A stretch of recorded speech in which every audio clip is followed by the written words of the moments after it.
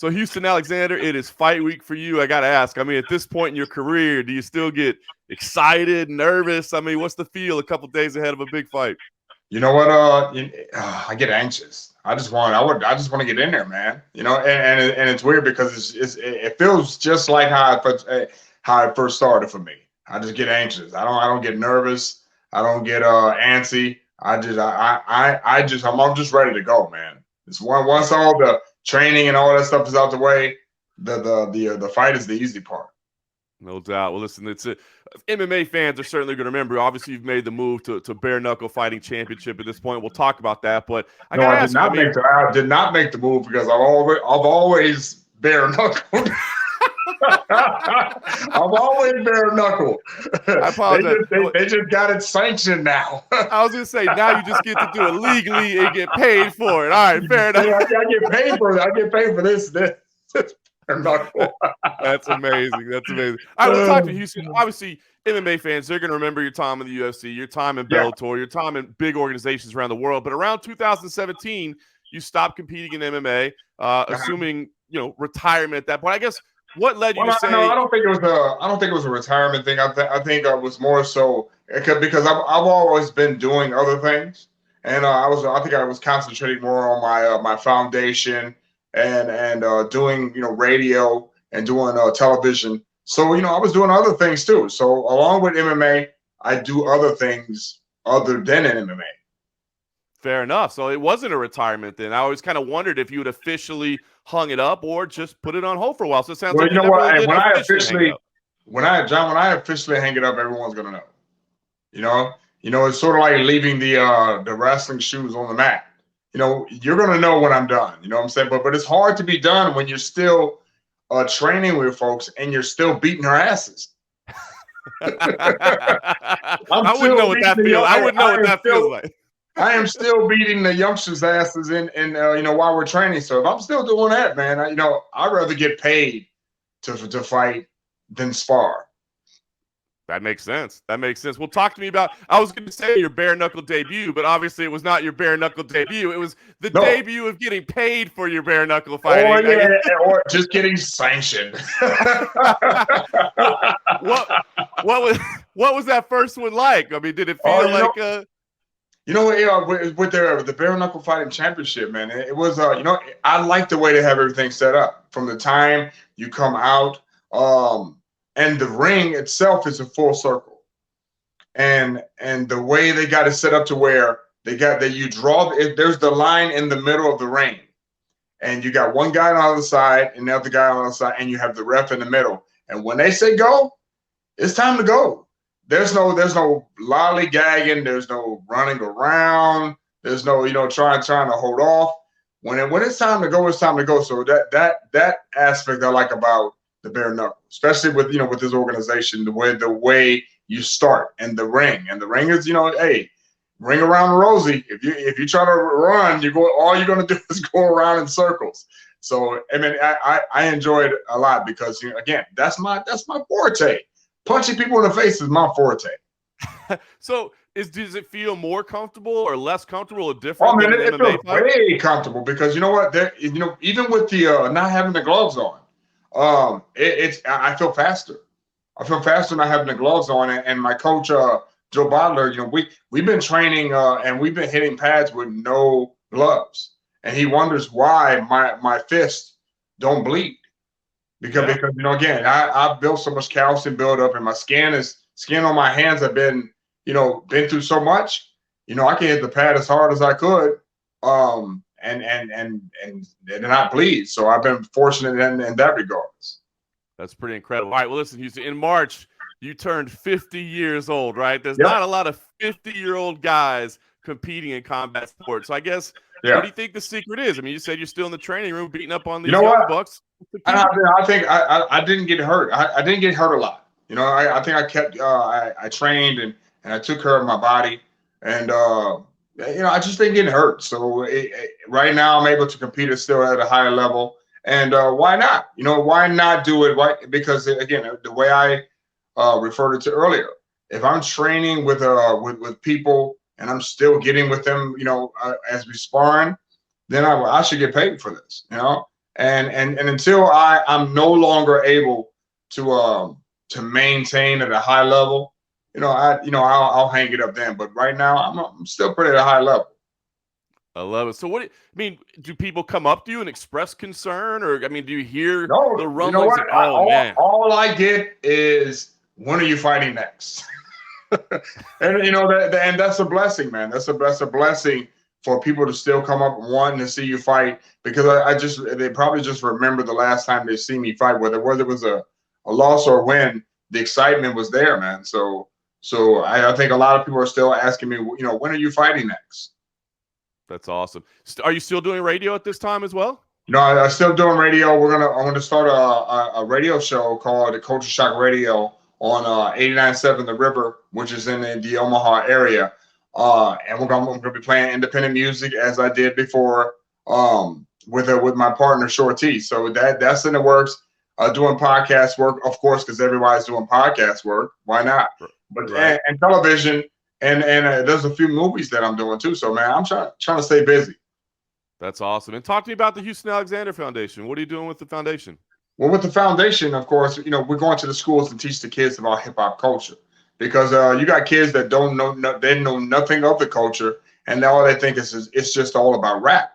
And the culture is not about rap. It's about music, and it's about the dance, and it's about the art.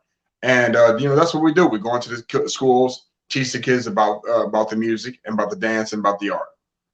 That's awesome. Along with a few other things where I train the elderly. I train young people who don't know how to work out. And I do public speaking. So I do a little bit of everything with the foundation. That's awesome, man. So I was going to ask you, your training that you're doing, are you still training MMA, or is it just bare knuckle or just striking? I still train MMA. Matter of fact, about a month ago, I was training at a facility.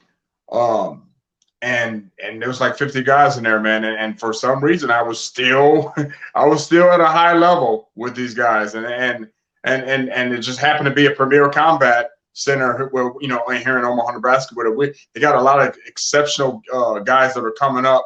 And Ryan Jensen and those guys at that gym have always had kids come up in a high level. And so I had to go out in there and test my gangster. And I still can hold my own, man. And so when you're afraid to stand in front of me still, that might be a sign that I'm halfway all right.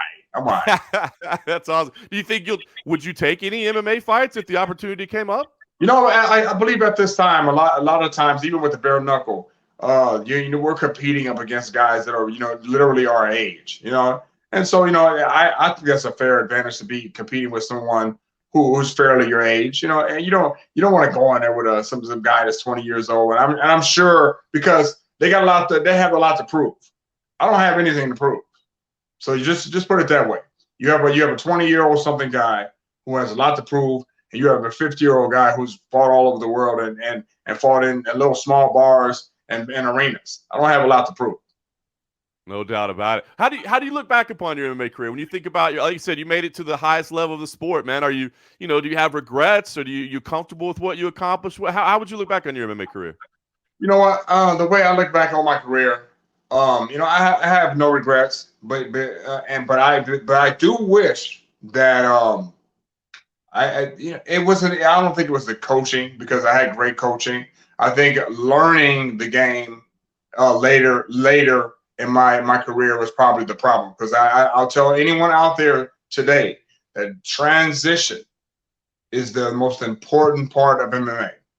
And when I say transition, you have to be flawlessly and effortlessly transition from boxing to jiu-jitsu to kickboxing, judo, all the mixed martial arts. You have to adjust, and you have to at the split of a hair, you have to make sure your transition game is nice. And I think that's something I wish that my track could, because like Coach Curly Alexander would say, you know how to fight, but defending the takedowns and going into things rapidly is the most important. Transition is the most important part of MMA, period. So you can have the drive, you can have the intensity, but if you're thinking in any type of fight, then you're done. I think that's a great observation, man, because you have to learn all these different disciplines, right? But it's the act of being able to defend a shot and instantly return fire and striking, or to, you know, defend a shot and turn to a transition to get you in a submission opportunity. I mean, those things take time to make happen. And I really have respect for people who watch MMA. You know, because even though people might not get in the ring, they might have studied different styles. They might have studied different people. So you might have a say so in fighting styles, because if you're an adamant watcher of MMA, boxing, or any type of sport, you have an opinion. So I respect people who watch MMA all the time, versus people who call those people what do they call those people who just watch from the chair? Oh like armchair quarterbacks or something like that. Yeah. Something like that. I had to think about it too. That's me. Sometimes my brain cells up. I've been going like that. It's me too, and I'm only 44, so you're good, man. But, hey, what? So talk to me about getting ready for a fight, Houston. I mean, in a bare knuckle fight, do you scout an opponent the way you? I mean, this seems like chaos and hectic. I mean, do you scout? I know the guy I'm coming up against. He's a real strong guy, really fast guy. But I really don't pay attention to what they're doing. I think that a lot of times we get so caught up in what they're doing. You should be worrying about what you're doing. And I think I've taken it a little bit, more surgical with this situation, where I'm not wasting a lot of energy. I'm not beating myself up. The time you should beat yourself up is in the ring. You shouldn't have to have your opponents beat you up just to prove a point. So I think more so the conditioning and making sure you're in the right positions at the right time with boxing, because that's what bare knuckle is basically boxing without gloves. If you're doing the right things, you'll be successful. So hopefully we're taking the right steps, the small steps, to be successful. And I guess the biggest thing I've observed so far about bare knuckle is the real key is, I guess, accuracy and picking your punches, right? I mean, because you break your hands in there, you don't have the other weapons to use. So you really have to, it's not quite as, I guess, chaotic as people might think. It's very tactical in how you strike. Oh, yeah, you're very tactical. And plus, with me, for the past, several years, I've been using the grips. So, I don't worry too much about my hands getting broken, because the muscles around my hands are pretty strong. So, and with me doing the grips every single damn day for the past 15 damn near years, again, so for some reason, my hands are a freak of nature. So I was very fortunate for that. So when a lot of people, even in the last bare knuckle that I was involved in, a lot of people were getting their hands broken. But you know what? These broken hands were already broken already. So it's hard to re-break something that's already been broke. So, but I've just been fortunate, man, because I take care of my hands, and I actually condition my hands every day. That's awesome. So tell me, Houston, how far do you want to take this? I mean, you said you're still going good in the gym. If I keep winning, what am I supposed to do? Retire, when I'm still winning and still making money. I don't know. I'll just keep going until it's Father Time says, come on home, buddy. Come on home. I like it. or you see me doing more of this. You see me doing more of that during interviews, you'll be like, that guy might want to. We'll let you know at that point. It's time to go. Just let me know. Just let me know about it during the interview. I'm just doing all that crazy stuff like that. It's time to hang it up. Do you just want to keep fighting in Omaha when they come to your town, or it doesn't matter. As I said before, it doesn't matter whether I'm overseas, down under. It don't matter where I am in Canada, man. Hey, let's do it, man. It don't matter to me. That's awesome. I guess the last thing I'd ask you, Houston, I mean, listen, at 50 years old, I think it's an inspiration to people. I mean, is there a message out there or something that people can learn from you? I imagine you're a little bit of a, freak of nature some way genetically. You got to have something, right? But is there something people can take from your path and learn and be like, well, you know what? Take care of your body. Use a lot of just for men. Okay. a lot of just for men. All right. And just making sure you take care of yourself, man. A lot of people over the years have done too much smoking, too much consumption of alcohol, and people don't realize that the preservatives that we have in food, some things like fasting, fasting with your body is very, very healthy because you got to give that time, give time for that food that gets stuck in your stomach to actually digest and just release out of your body. A lot of people don't know things like that, so fasting is really important.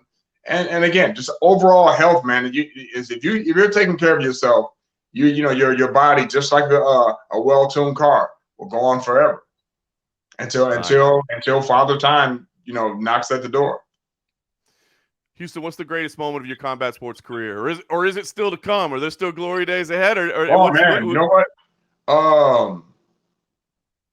what? I think one of the best things about one of the greatest moments in my career is making people back home that's watched me over the years proud. From the kids to the relatives to the friends. I think that's been the most rewarding part of all this, man, is just making the people back home, whether it be, again, the kids, the relatives, the friends, all proud to know me or proud to be involved, with the things that I've done. So that's the most I'm more proud of. I love it, man. Well said. Well, listen, it's BKFC Fight Night. It's this Friday night. It's in Omaha. If you can attend there. If not, it's live on BKTV, the BKTV app. BKTV, that's actually pretty cool, man. You have your own, site to go to actually watch yourself. Have your relatives watch, have your friends watch, and it's at a reasonable price too. So, man, that's awesome that they're doing that. Yeah, $4.99 a month, and they're doing shows. It seems like every week now, so you can see the old fights, you can see the new fights. Like you said, it's a great price. So I guess I'll just ask you, what are we going to see? I mean, 34 seconds is all it took last time. Are you expecting another quick one, or is this going to be a little more of a battle? I don't know, man. I don't know. This guy seems like he doesn't want to go out in 40 seconds. So we might have to battle it out a little bit. But guess what? I'm gonna be very accurate with these. So just understand that it might be a bloody one.